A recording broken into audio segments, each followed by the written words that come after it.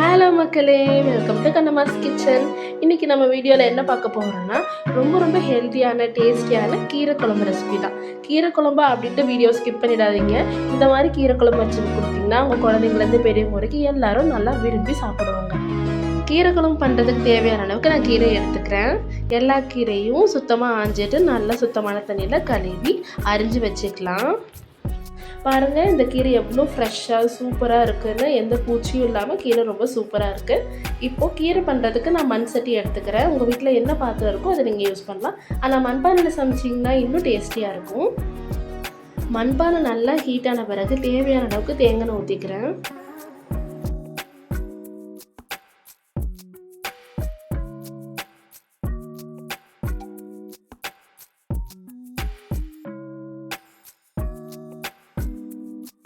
கடுகு நல்லா பொரிஞ்சு வந்ததும் அது கூட சின்ன ஜீரகம் சேர்த்துக்கிறேன்.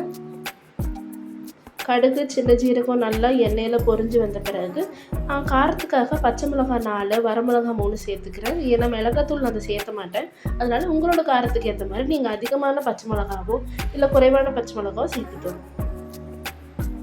இப்போ அது கூட அந்த எண்ணெயிலேயே கருவேப்பிலையும் கொத்தமல்லி தழையும் நான் போடுறேன். எண்ணெயில் வணங்கும் போது இது தனி ருசியாக இருக்கும்.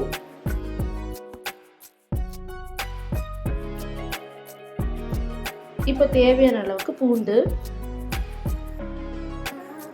அப்புறம் நான் சின்ன வெங்காயம் சேர்த்துக்கிறேன். கீரை குழம்புல இந்த பூண்டு சின்ன வெங்காயம்லாம் தனி ருசி தருங்க. மறக்காம சின்ன வெங்காயம் யூஸ் பண்ணுங்க இதுக்கு. இது எல்லாத்தையும் சேர்த்து நல்லா வதக்கி விட்டுக்கலாம்.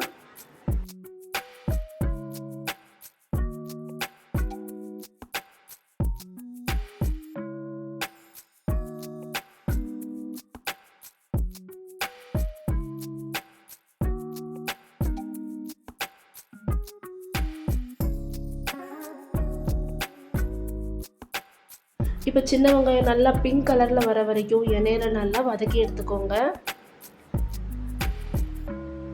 இப்போ தேவையான அளவுக்கு உப்பு சேர்த்துக்கலாம். இப்போ அலசி வச்சிருக்க கீரை இது கூட சேர்த்துக்கலாம்.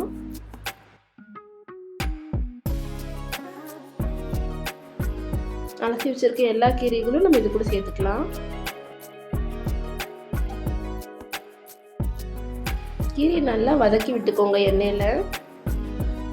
பார்க்குறதுக்கு நிறைய கீரை இருக்கிற மாதிரி இருக்கும், ஆனால் வணங்கி வந்த பிறகு கீரை ரொம்ப கம்மியாக தான் இருக்குங்க.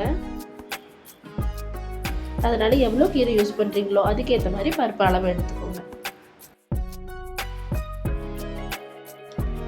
இப்போ கீரையை நல்லா வதக்கி விட்டுக்கலாம்.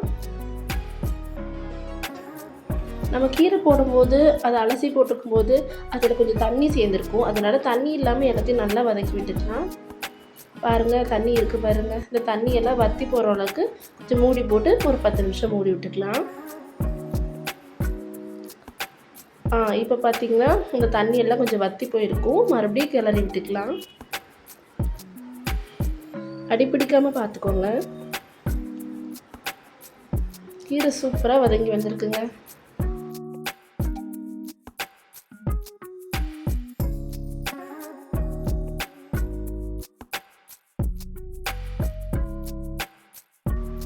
கீரை நல்லா தண்ணி இல்லாமல் வதங்கி வந்த பிறகு அது கூட நம்ம வேக வச்சுருக்க பருப்பு இது கூட சேர்த்துக்கலாம். எந்த அளவுக்கு கீரை போடுறீங்களோ அதே அளவுக்கு பருப்பு சேர்த்துக்கோங்க. இல்லை அதிகமாக பருப்பு சேர்த்தாலும் பிரச்சனை இல்லை.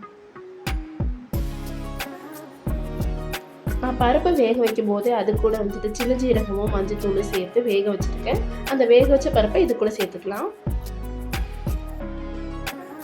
இப்போ ஒன்றா சேர்த்து நல்லா கிண்டி விட்டுக்கலாம். இப்போ தேவையான அளவுக்கு தண்ணி விட்டுக்கலாம். குழம்புக்கு எவ்வளோ தண்ணி வேணுமோ அந்த அளவுக்கு தண்ணி ஊற்றிக்கலாம். இன்னும் கொஞ்ச நேரத்தில் இது ரெடி ஆகிடும். இப்போ பருப்பும் கீரையும் தனித்தனியாக இருக்கிற மாதிரி இருக்குது. ஒரு கொஞ்ச நேரத்துக்கு இது நீங்கள் நல்லா மூடி போட்டு மூடி வச்சிங்கன்னா பருப்பும் கீரையும் ரெண்டும் ஒன்றா சேர்ந்து சூப்பரான குழம்பு ரெடி ஆகிடும். ஒரு 10 to 15 நிமிஷம் இது நல்லா மூடி விட்டுக்கோங்க.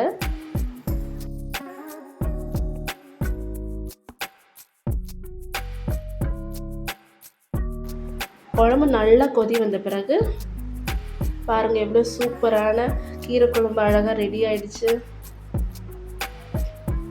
இந்த மாதிரி கீரை குழம்பு வச்சு கொடுத்தீங்கன்னா உங்கள் குழந்தைங்களும் விரும்பி சாப்பிடுவாங்க.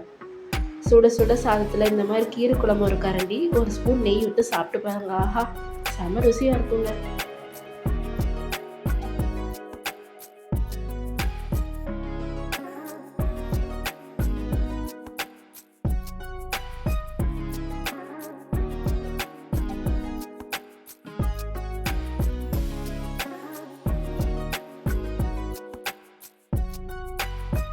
மிளகாத்தூள் போடலை, காரம் குறைவாக இருக்கும்னு நினைக்காதீங்க. அந்த பச்சை மிளகாவும் வரமிளகாவோட காரமும் கரெக்டாக இருக்குங்க. இந்த கீரை குழம்புக்கு மிளகாத்தூள் போட்டால் தான் ருசின்னு கிடையாது, மிளகாத்தூள் போடாமலே அற்புதமாக இருக்கும்.